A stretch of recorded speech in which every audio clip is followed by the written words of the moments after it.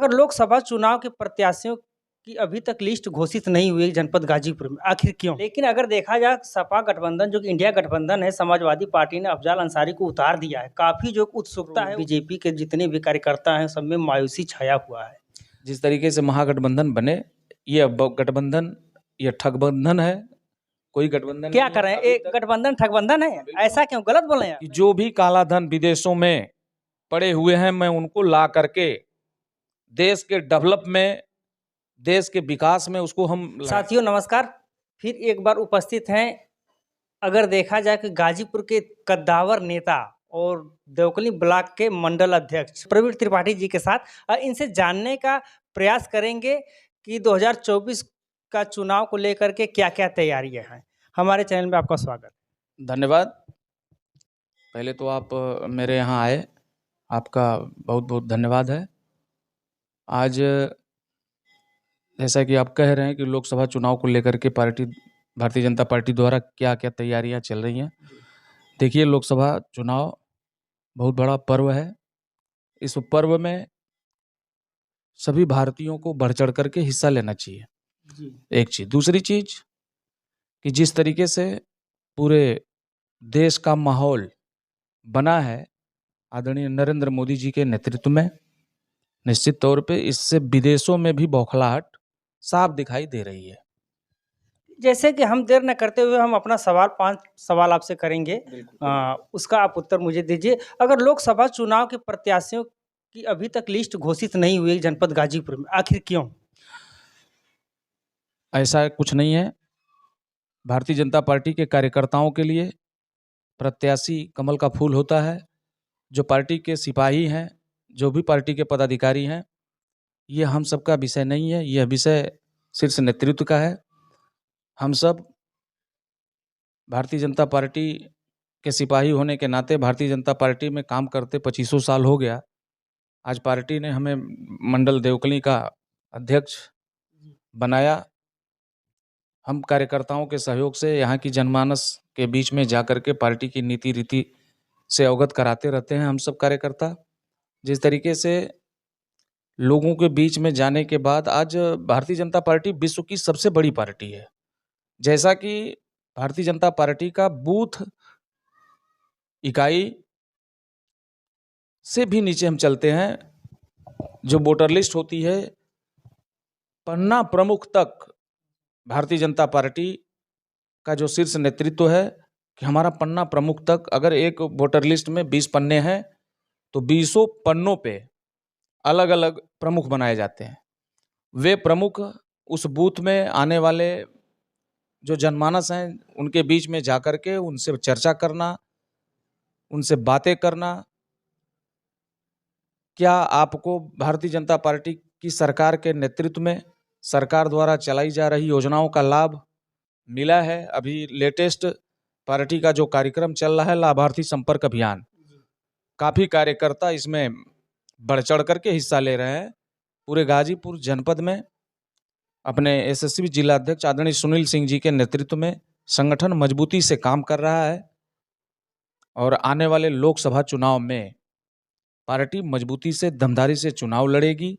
रही बात प्रत्याशी की, मैंने पहले ही बता दिया कि भारतीय जनता पार्टी में प्रत्याशी कमल का फूल होता है। चेहरा तय करना शीर्ष नेतृत्व का काम है। शीर्ष नेतृत्व जिसको भेजेगा, भारतीय जनता पार्टी का सिपाही उसके साथ काम करेगा। जी, हम आपकी बात समझ रहे हैं, आप सही कह रहे हैं कि लेकिन अगर देखा जाए सपा गठबंधन जो कि इंडिया गठबंधन है, समाजवादी पार्टी ने अफजल अंसारी को उतार दिया है। काफी जो उत्सुकता है, वो लोग कह रहे हैं हम जीतेंगे, वर्तमान में भी सांसद हैं। आखिर पीछे क्यों है बीजेपी? नहीं, पीछे आगे की बात नहीं है। अभी तो उतारना चाहिए ना। बिल्कुल। अभी पूरे देश में अभी तक जितनी भी पार्टियों ने प्रत्याशियों की घोषणा की है, जिसमें भारतीय जनता पार्टी भी उसमें आगे है। लगभग 400 से ऊपर प्रत्याशी हमारे तय हो गए हैं। उत्तर प्रदेश में कुछ जिले ऐसे हैं जहां अभी शीर्ष नेतृत्व प्रत्याशी नहीं तय किया है। आने वाले 1-2 दिनों के अंदर अपने जिले में भी प्रत्याशी आ जाएंगे। और उससे पहले मैंने बता दिया आपको कि भारतीय जनता पार्टी का कार्यकर्ता माने 24 आवर्स पार्टी संगठन के काम के लिए तत्पर रहता है, काम करता है। लेकिन देखा जाए कि काफ़ी समाजवादी पार्टी में काफ़ी उत्सुकता है और बीजेपी के जितने भी कार्यकर्ता हैं सब में मायूसी छाया हुआ है। देखिए, मायूसी कहीं नहीं छाया हुआ है। आप लोग पत्रकार हैं, आप लोगों की भाषा है। भाई, समाजवादी पार्टी का प्रत्याशी घोषित हो गया है, जी। हमारा प्रत्याशी अभी घोषित नहीं हुआ है। मैंने पहले ही बता दिया कि 1-2 दिनों में भारतीय जनता पार्टी का भी प्रत्याशी शीर्ष नेतृत्व जल्द से जल्द इस पे अपना फैसला सुनाएगा। और मैंने बताया कि संगठन इतनी मजबूती के साथ काम कर रहा है।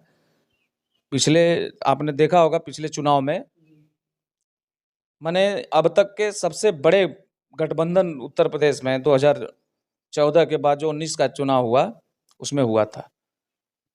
14 के चुनाव में मनोज सिन्हा जी ने जिस तरीके से चुनाव लड़ा, संगठन जिस तरीके से चुनाव लड़ा, कार्यकर्ताओं की मेहनत रंग लाई, और गाजीपुर में इतनी तेजी के साथ, जो बहुत पिछड़ा जिला में गिना जाता था गाजीपुर, बहुत तेजी के साथ विकास हुआ आदरणीय नरेंद्र मोदी जी के नेतृत्व में, अपने यशस्वी मुख्यमंत्री आदरणीय योगी आदित्यनाथ जी के नेतृत्व में।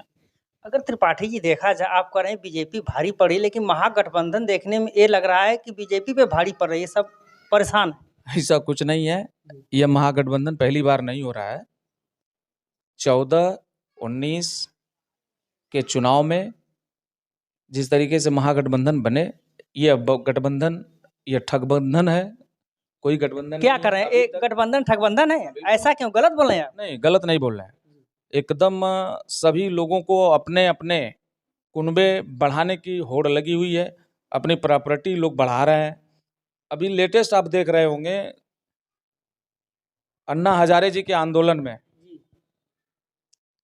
आदरणीय केजरीवाल जी, संजय सिंह जी, मनीष सिसोदिया जी, जैन जी, तमाम ऐसे सरीखे नेता अन्ना हजारे के आंदोलन में शामिल थे। उस समय केजरीवाल के नेतृत्व में उन्होंने एक पार्टी बनाया, आम आदमी पार्टी, जी, झाड़ू छाप। बहुत बढ़िया क्वेश्चन है आपको। मैं बता रहा हूँ, जी, झाड़ू छाप पार्टी के नाम से उन्होंने बनाया। जितना भी देश में करप्शन, लूट, रिश्वतखोरी, सारी चीज़ों पे उनकी लड़ाई, अन्ना हजारे जी की जो सोच थी, हिंदुस्तान में एक ऐसा कानून बने जी, जिससे करप्शन पे रोक लग सके। आदरणीय योगी आदित्यनाथ जी दूसरी टर्म्स में मुख्यमंत्री हैं, अपने यशस्वी प्रधानमंत्री जी दूसरा टर्म्स उनका पूरा हो रहा है, तीसरे की तैयारी है। जी, जब कानून बना, जी, केजरीवाल ने कहा था ना खाएंगे ना खाने देंगे। जी, आज आप देख रहे हैं, दक्षिण से लेकर के दिल्ली, पूरे देश में जिस तरीके से लूट, गैर बीजेपी राज्यों में जहां बीजेपी की सरकार नहीं है, आप बाखूबी देख रहे होंगे, चाहे वो बंगाल हो, चाहे दिल्ली हो, माने ऐसे ऐसे राज्य जो हैं, सरकार जो केंद्र सरकार की योजनाएं हैं, पहली बात तो अपने यहाँ अपने स्टेट में उसको लागू नहीं कर रहे हैं, जिससे कि गरीबों का काफी नुकसान हुआ है।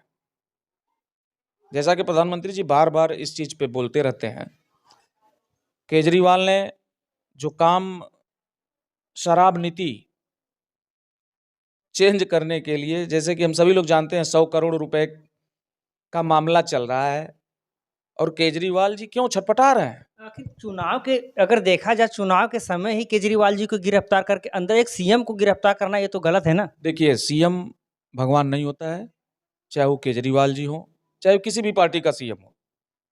अगर आप करप्टेड हैं, आप घूसखोरी किए हैं, देश की जनता के साथ धोखा किए हैं, तो सरकार सबके लिए होती है। आप सरकार में जब थे तो अपने दिल्ली वासियों की सुरक्षा, दिल्ली वासियों के डेवलप, दिल्ली वासियों के विकास के बारे में आप कम सोचे, और मीडिया में, चैनल में आकर के बार बार आप, आधुनिक व्यवस्था हमने कर दिया, मोहल्ला क्लिनिक हमने कर दिया। हम ये कह रहे हैं कि कौन सी नई बात है? सरकार कभी भी, कोई भी सरकार ये नहीं चाहती है कि मेरे देश के नागरिक असुरक्षित रहे। पहले से भी व्यवस्थाएं थी, हर गांव में एनएम सेंटर हुआ करता था, आज भी है। वहाँ भी लोगों को टीका, सुई, दवाई अवेलेबल हो जाती थी। सरकार जितनी तेजी के साथ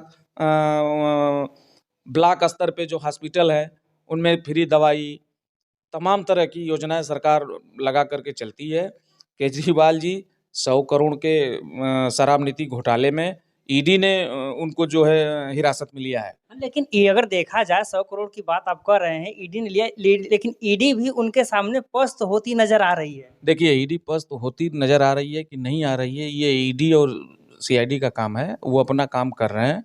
और इसमें सरकार, आदरणीय नरेंद्र मोदी जी के नेतृत्व की सरकार करप्शन के खिलाफ, लूट के खिलाफ, जैसा कि प्रधानमंत्री जी बार बार बोलते हैं कि जो भी काला धन